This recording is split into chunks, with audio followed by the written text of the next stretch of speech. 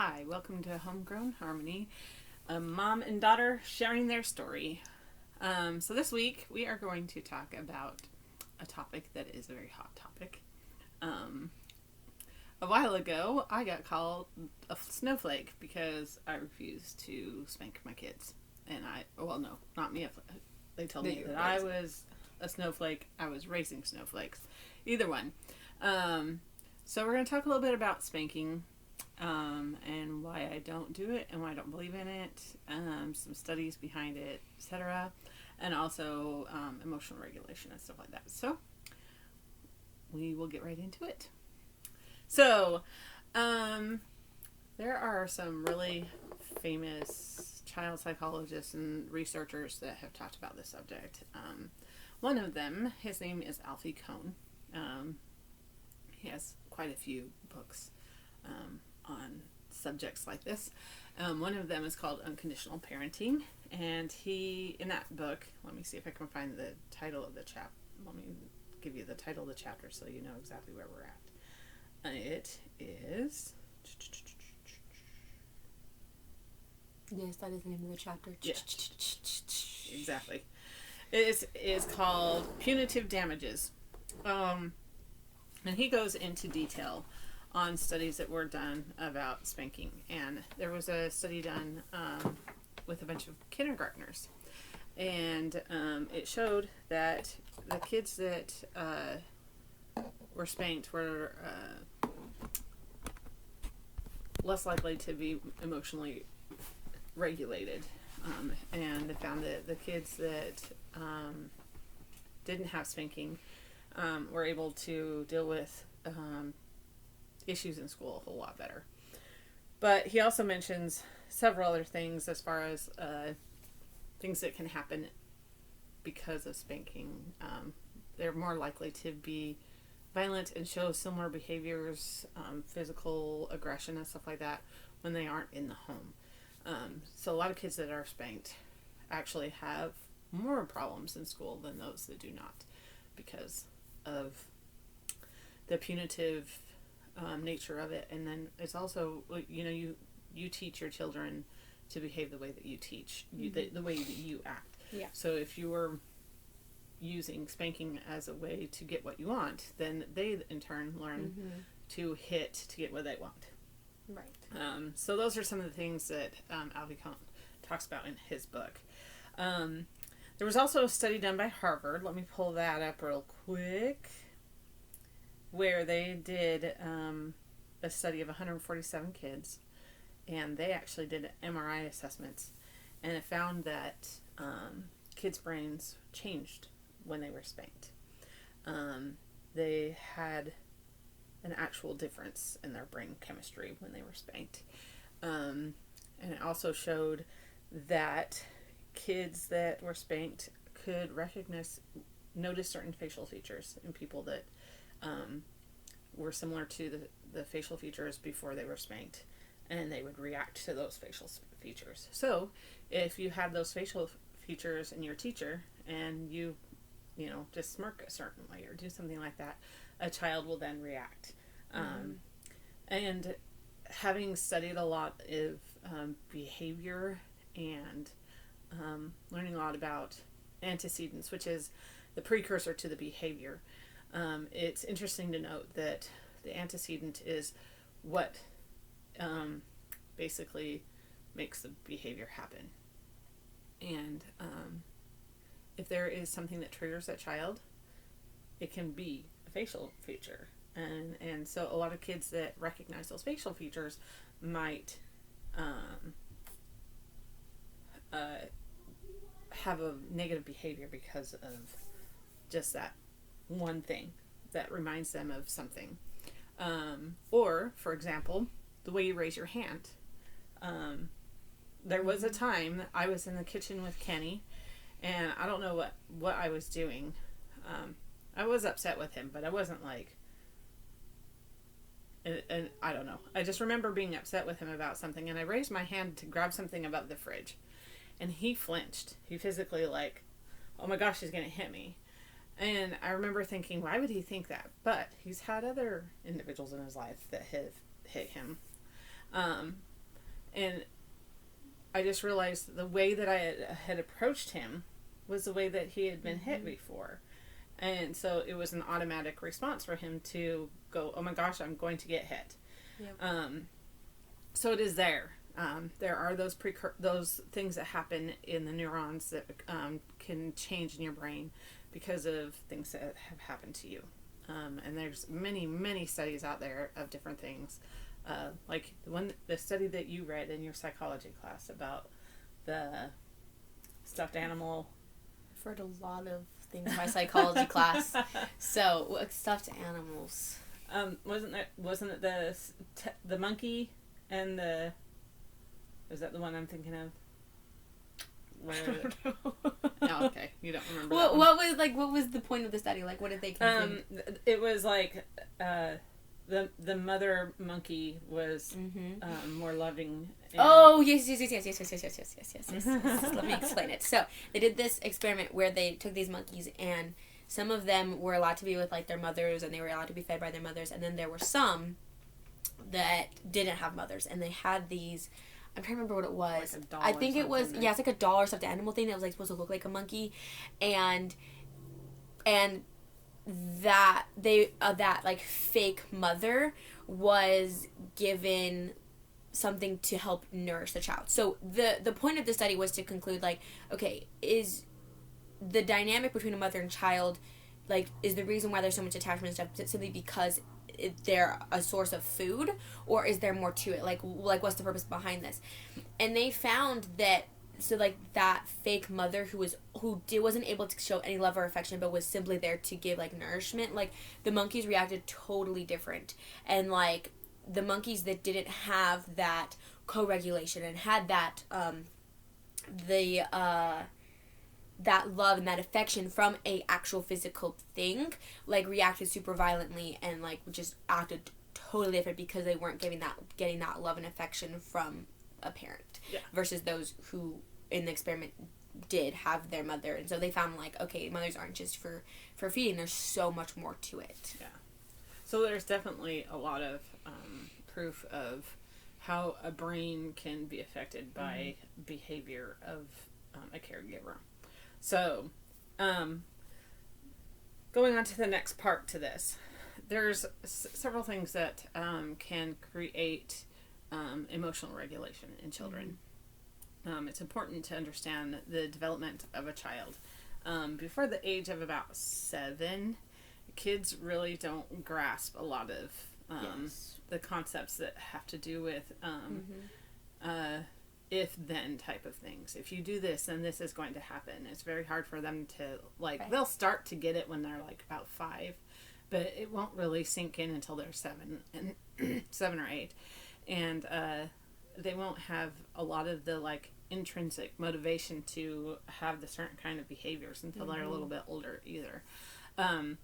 So when you're younger, when they're younger, something that you can do is what we call co-regulation, where the best way to help them regulate their emotions is to use your calm emotions to help them, which is why, like, when they say your baby can feel your emotions, it's because they're co-regulating with you. So if you're upset and you can't calm yourself down, they're not going to calm down either, because they're using your biological systems and your neurons to help them co-regulate and get regulated again. So this is something that I have really tried to use a lot. I don't know, maybe you've recognized it, but like a lot of times I will just offer a hug. If a child is not intentionally crying, they're not trying to manipulate you. Yes, some people will say, oh, but they know. Yes, sometimes they can kind of get it, but a lot of times they aren't fully grasping the concept or the consequences to the action. Well, and just like today, I was in the bathroom with the toddler, and I was like, okay, we have to get out. And she was like playing with everything, and I was like, stop playing with stuff. And I was like, okay, well, I'm leaving the bathroom. I don't want to leave you in here to play in these oils and break oils all over the floor. And so I was like, okay, we have to get out. And she did not want to get out. I was like, no, we are getting out. And like, I didn't give her an option. And I'm trying to get her out, and she started crying, and she was upset, and, like, rightfully so. You know, I didn't give her any warning of time of, like, okay, we have to leave in a few minutes or whatever, and so she wasn't expecting, and she wanted to stay and play with, like, the oils or whatever that she was playing with. And so she started crying or whatever, and I was like, okay, let's go sit on the couch, I'm gonna give you a hug, and she calmed down, and she was fine. But yeah, she didn't cry to try and stay in the bathroom, she was just genuinely upset, and yeah. So yeah. Yeah, and that was another good point that you made was she didn't get the warning, which we'll talk about a little bit more in a few minutes. So co-regulation is extremely important before the age of 7. You can do something as simple as, hey, why don't you just sit on my lap and let's take 3 big breaths together. And sometimes it takes you stepping away for a minute and saying, I need to calm down first before we can talk about this. Which is why a lot of people say it's okay to put the baby in the crib for a minute and go take a breather, because until you're emotionally regulated, you're not going to be able to co-regulate. Yeah, so being able to calm yourself down. There have been many times, like when EJ was really little, when she was a baby and she was upset at night, there were some times I would come out and be like, hand her off to Dad and be like, I can't do this. You're going to have to do it for a little while because I'm done. Yep. And that's extremely important to recognize. You're not able to help them regulate their emotions. You need to calm yourself down first. And yes, they're going to do things that you don't like. They're going to be upset. They're going to break things. They're going to do things that upset you. And it is your responsibility as the adult to take control of the situation. Mm-hmm. And that's extremely important. It's not helpful to yell and hit things and everything else, because that's not regulating your emotions, and that's not co-regulating. And that's how you'll teach them to cope with problems in their life. Yeah, exactly. And that's the other thing, is being able to teach by example. Right. When they're younger, and especially when they start to get older, being able to know when you need to stop. And okay, I'm spinning my wheels right now. I'm not getting anywhere. I'm getting upset. And then being able to teach your child that and not be condescending about it. Like being able to say, I see that you're upset right now. Maybe we need to take a break. And we did that a lot. We do that a lot with our homeschool stuff. Sometimes math is going to be hard. Oh, yeah. Science is going to be hard. You're not going to understand something. And it's okay to say, okay, I need a break before I can continue with this, because when you're in that state, when it's really hard, your brain is not going to retain the information, because your cognitive ability to do that has diminished quite a bit. So, being able to recognize the importance of teaching those skills in all aspects of your life. Say, for example, a car accident. Yes, it's a traumatic, crazy situation, but being able to stay calm and like teach everyone else how to stay calm in those moments can be very important to how they deal with things in the future. If you have a kid that continually repeats the same type of behaviors over and over again that are just not changing, it can be helpful to teach them a skill and have them practice that skill with you. For example, if they are really bad about cleaning up messes in the bathroom, not only is it important for you to not do it for them, saying, hey, this stuff in here is yours, you need to come clean it up, but maybe there needs to be like a step of instructions that sit on the wall in the bathroom, and you go, okay, these are the steps that we need to go through when we're in the bathroom. You get in the shower. When you get out of the shower, what do you do before you leave the bathroom?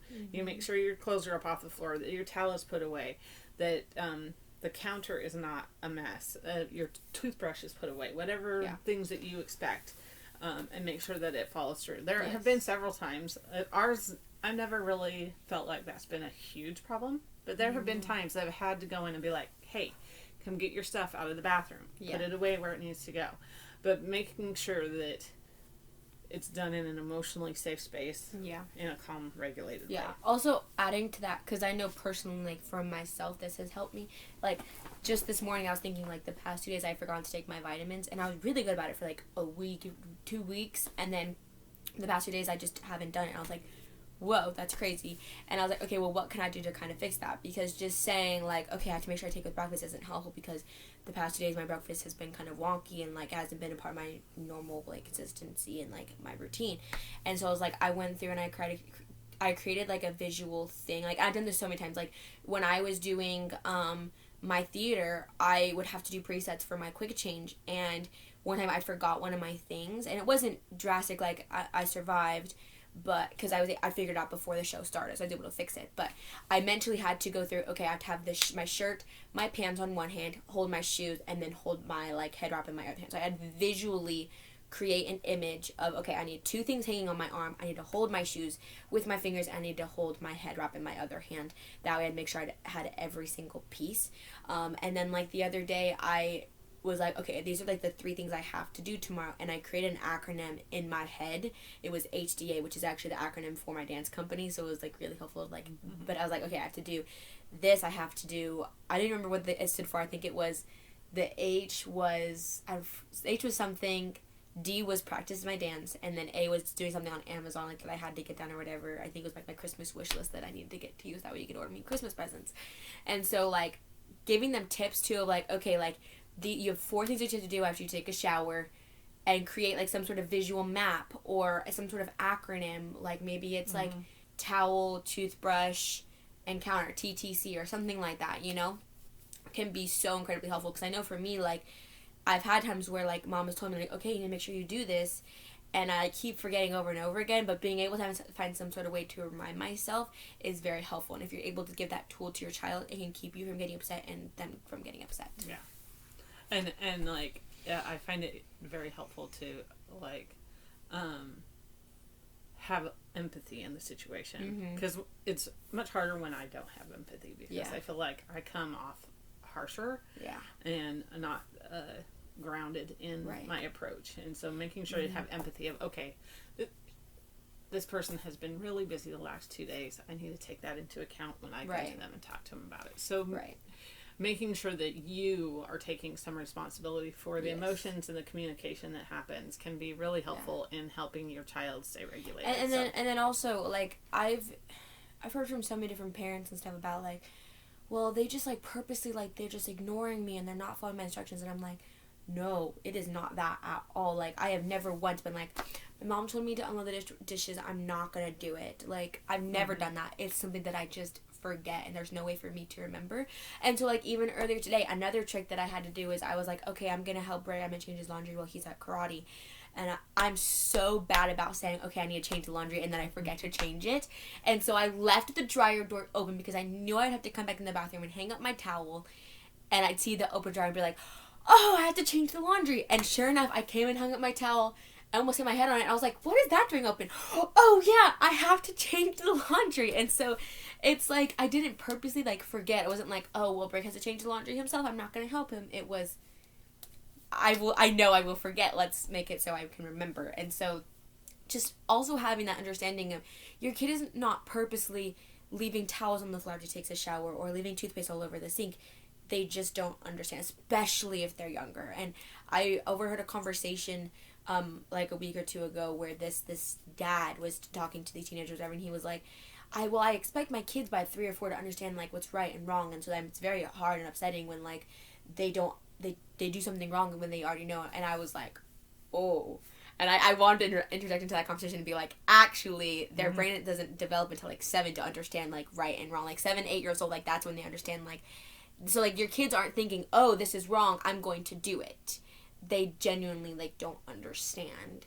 And even if you've told them it's wrong, oftentimes they're still, like, not connecting the dots exactly. So it's important to realize that. Yeah.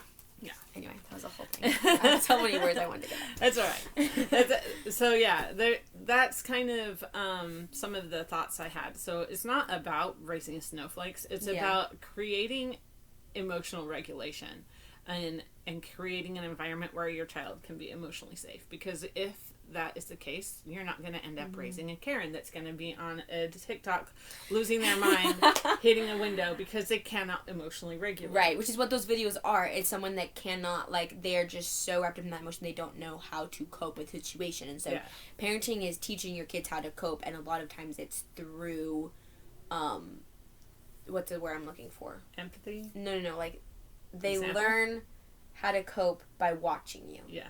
Example. And I keep having these thoughts. The more I like I've been home with EJ a lot by myself more, like for longer periods of time than I used to, and so it's really like made me like, because I've been left at home with her like for a couple hours, but like all morning long and stuff, and so it's been like, oh my gosh, this is so much harder than I thought it was, and so then I'm like, okay, like, I totally lost my mind when she did this thing, and I got so mad at her. I'm like, I don't want to do that when I have kids. And so I've just been thinking about, like, the importance of parenting. Like, like, the parent, it's their job to, like, make sure that their kid isn't, like, a screw-up. Like, that's harsh. But, like, you get the gist. Like, you are going to be the person that's going to teach them how to regulate their emotions. You are going to be the person that teaches them how to be a spouse, how to be a parent. You have all these things that you're going to teach them that you don't even realize you're teaching.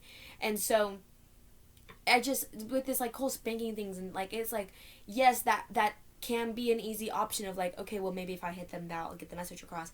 But my other thought that I've had is, like, do I really want to be the person that, like, when my kids are older, causes them to flinch when somebody raises their hand at them?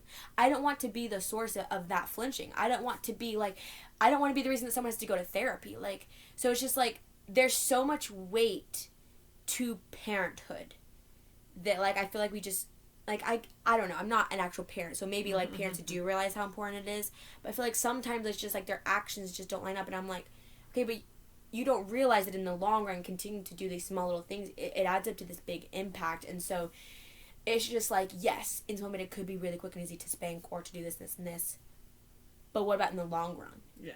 Well, I think a lot of it is parents do realize, and many of them are just well-intentioned.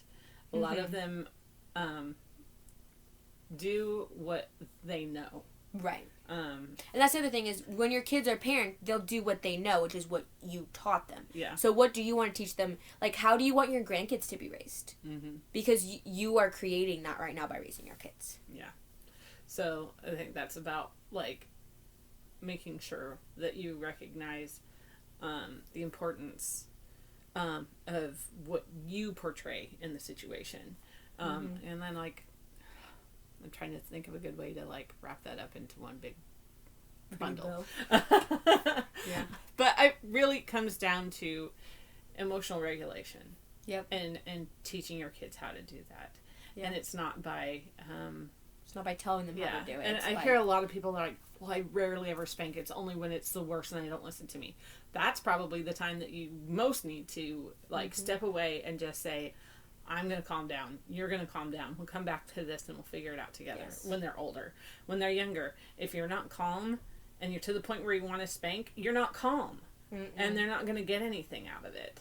Well, and then I also remember seeing this one thing that was like, the thing with yelling is that you start to teach your children that they only have to listen when you yell. And it's the same thing with spanking. It's like, oh, well, they don't actually think this, but it does kind of become like something in their head of like, oh, it's not serious until mom hits me, and then that's when they pay attention. Like, they should pay attention. They should be listening before then, if that makes sense. Like, that's not coming out. Conversation, it's not coming out the way I want it to. But, like, you get the gist of, like, don't let it be like spanking is the thing that makes them pay attention. Find other ways to make them pay attention. That's not like training them that way. I don't know if that makes sense. In fact, I think that will be our next thing. Is like, what we need to do to have our kids listening, and yes, so we can talk about that. Yeah, because next week's podcast episode is actually listening versus hearing, which kind of starts on that subject, but there's deeper roots to it.